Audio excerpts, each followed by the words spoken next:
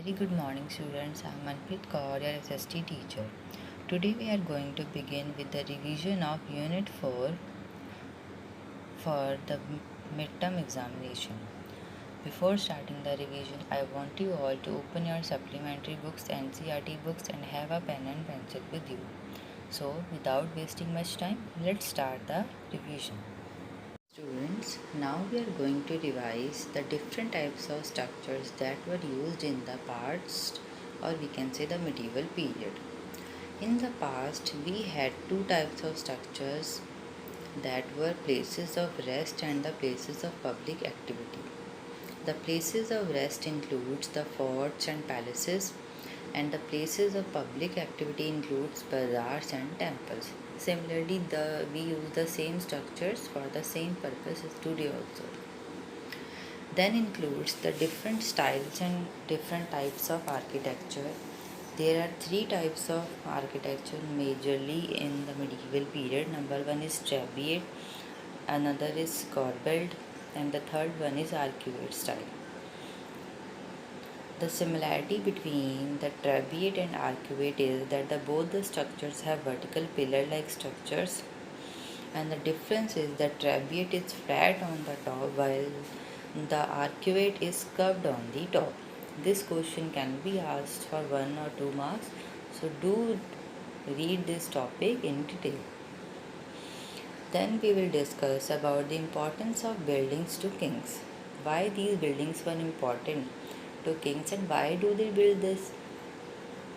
Now similarly, kings also build the buildings of different kinds to keep their subjects happy. They build water tanks, reservoirs, temples and mosques. The example of such temple is Raja Rajeshwaram Kovil at Thanjavur, which was made by Chola king Raja Raja Deva. Similarly, the Kabuli Bagh Mosque in Panipat. Now, kings built grand buildings to showcase their power to their subjects and other kings, and one way they did this was through buildings grand palaces of worship like temples and mosques. Now we will discuss about the administrative centers and small towns. The administrative centers were the capital of kingdom where the king mostly lived. They were well connected to other towns, the place where the army lived. They had busy markets and cultural centers, or we can simply compare like today, whatever will be the capital of a state, that was the administrative center. Now, next topic is formation of temple towns and commercial towns. Now, as the name suggests, these were towns that developed around temples. They were very important to the economy and society in any kingdom. The development of temple towns shows us an interesting pattern of how cities developed over time. But how does the development of temple towns show us how cities developed? Let us look at further. Let us look few examples of the cities and the rise and fall of medieval cities. We have already discussed about the type of towns, that is temple towns, commercial towns, small towns and administrative centers. Now how these towns and cities developed? As you can see, there is a city in Karnataka called as Hampi. We are going to discuss about that. Now Hampi was the capital of Vijayanagar Empire. It was a fortified city, the capital of Vijayanagar Empire. It was the seat of power and the center of commerce and trade. The fall of Hampi. Hampi declined when the Vijayanagar Empire was defeated by Deccan sultans, and Hampi was no longer a center of administration or trade. Then comes another city, that is Surat, the famous city of the medieval time and the most important of all. Now Surat was port town of Surat was port town for English, Dutch and Portuguese.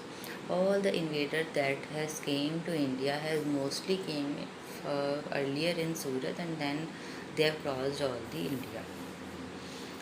The retail and wholesale shops of cotton textile have developed over time in Surat. Rest houses for travelers were built here. It was also a gateway to Makkah.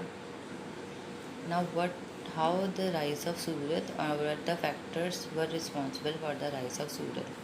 It was an important commercial city and a port of trade, filled with markets, factories, parks, and magnificent buildings. It attracted many travelers and traders. Fall of Surat. Due to the fall of Mughal Empire, Surat also lost its importance. Portuguese control over sea routes, competition from the East India Company in Bombay, all these factors were responsible for the fall of Surat. Then we will discuss about the another city, that is Masalipatnam. Now Masalipatnam was the town which is located in Andhra Pradesh. Literally it means fish port. So these were the three medieval cities that we have discussed, that is Hampi, Surat and Masalipatnam. Now let us discuss about the effect of European traders on India's trade and craft. Now that you know that India is filled with the rich spices, so the Britishers thought that the food tastes so much better with these spices. So Europeans realized that they could make money by buying these spices from India and selling them in Europe. By using bigger ships, powerful navy, they came to India and started their trade. Now, Indian textiles were also very popular in Europe. As their demand increased, more people took up jobs like spinning and weaving. As a result, Indian textile became more refined.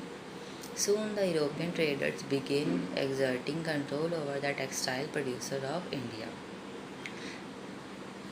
As a result, the textile producer did not have the freedom to create their own design of their choice. Now, Bombay, Madras, Calcutta, these all became very important cities under the British rule because they were ports towns that were very important for trade, that we have already learned. Now, let us look about the characteristics of tribal communities. Social change. Before that, we are going to look at different sections of the society. Now, social change was not the same everywhere because different societies evolved differently. Most part of the societies were divided according to the rules set by the Brahmins because they were at the top of the society. These rules led to an increase in the difference between the rich and the poor. Unlike most of the country that was divided into many unequal classes, there were some communities that did not follow the rules set by the Brahmins, and these were the tribal communities.